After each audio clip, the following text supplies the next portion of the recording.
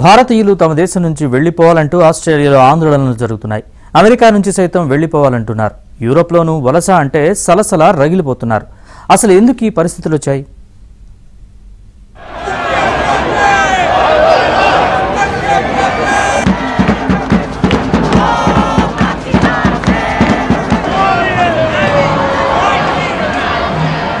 ఆస్ట్రేలియాలో వలస వ్యతిరేక నిరసనలు ఉధృతమయ్యాయి. 20 నగరాల్లో వలసలకు వ్యతిరేకంగా వేలాది మంది ఆస్ట్రేలియన్లు నిరసన ప్రదర్శనలు నిర్వహించారు. ముఖ్యంగా భారత సంతతికి చెందిన వారిని లక్ష్యంగా చేసుకున్నారు. గడిచిన కొద్ది సంవత్సరాలుగా భారత్ నుంచి వలస వచ్చిన వారి సంఖ్య పెరుగుతోంది. బ్రిటన్ తర్వాత ఆస్ట్రేలియాలో రెండో అతిపెద్ద వలసలు భారత సంతతి వారివే. 8.4 లక్షల మంది భారతీయ మూలాలున్న వారు ఆస్ట్రేలియాలో ఉన్నారు. అయితే దేశ జనాభాలో ఇది 3.2%.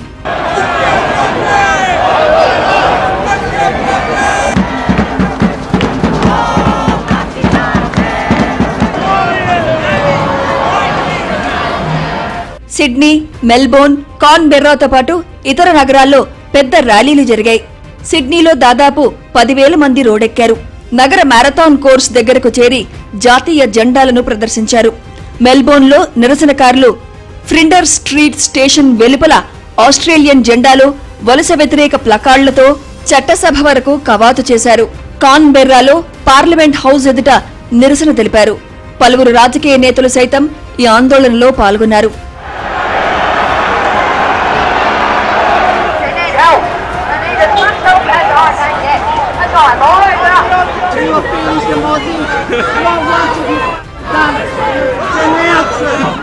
ప్రభుత్వం లెక్కలు చెబుతున్నా ఆందోళనకారులు మాత్రం వినడం లేదు. గత 5 ఏళ్లలో ఆస్ట్రేలియాకు వచ్చిన భారతీయుల సంఖ్య గత 100 సంవత్సరాలలో గ్రీక్, ఇటాలియన్ల కంటే ఎక్కువ అంటూ ఆరోపిస్తున్నారు. ఇది కేవలం వలసలకు సంబంధించిన విషయం మాత్రమే కాదని, దేశ జనాభా సంస్కృతిని నాశనం చేసే ప్రయత్నం అంటున్నారు. భారతీయులు దేశాన్ని వదిలి వెళ్లిపోవాలంటూ నినాదాలు చేశారు. ఈ వాదనలు జాతీయ అహంకారంపై ఆధారపడి ఉన్నాయని ఆస్ట్రేలియా ప్రభుత్వం, ప్రతిపక్షాలు ముక్త కంఠంతో ఖండించాయి. ఆస్ట్రేలియా ప్రధానమంత్రి అథోనీ అల్బనీస్ సైతం దీనిపై స్పందించింది. ఈ ఆరోపణలు సరైనవి కావన్నారు. ఆస్ట్రేలియా ఒక బహుళ సాంస్కృతిక దేశమని, ఈ రకమైన జాతి వివక్షలకు, ద్వేషాలకు ఇక్కడ తావు లేదని ప్రభుత్వం స్పష్టం చేసింది. దేశంలో విభజనను సృష్టించేందుకే ర్యాలీలు చేస్తున్నారంటున్నారు విశ్లేషకులు. జాతి అహంకారం, జాతి కేంద్రీకరణపై ఆధారపడిన తీవ్రవాదానికి దేశంలో స్థానం లేదని పేర్కొంది. వారసత్వం ఏదైనా సరే ఆస్ట్రేలియన్ అందరూ ఒకటేనని ప్రభుత్వం తెలిపింది. అయితే వలసలు పెరుగుతుండటంతో తమకు ఆరోగ్య భద్రత, ఉద్యోగ భద్రత తగ్గుతోందని ఆస్ట్రేలియన్లు భావిస్తున్నారు.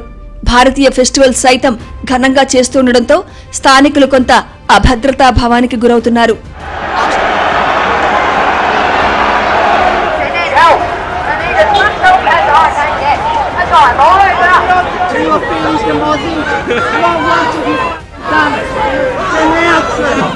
ఆస్ట్రేలియాలోనే కాదు, అమెరికా, యూరోప్లోనూ వలస వ్యతిరేక ఆందోళనలు జరుగుతున్నాయి. వలసదారులను వ్యతిరేకిస్తూనే డొనాల్డ్ ట్రంప్ అధికారంలోకి వచ్చారు. ఆయన వచ్చాక అమెరికాకు వలసలు తగ్గాయి. 5 దశాబ్దాల తర్వాత తొలిసారిగా వలసదారులు తగ్గారు. 2025 జనవరి నాటికి 5,33,00,000 మంది వలసదారులు అమెరికాలో ఉండగా 2025 జూన్ నాటికి 5,19,00,000కు పడిపోయింది. దాదాపు 15 లక్షల మంది విదేశీయులు అమెరికాను వదిలి వెళ్లిపోయారు. 1960ల తర్వాత తొలిసారిగా అమెరికా వలస జనాభా తగ్గుముఖం పట్టింది. యూరోపియన్ సమాజం సైతం వలసల పట్ల సలసలా మండిపోతోంది.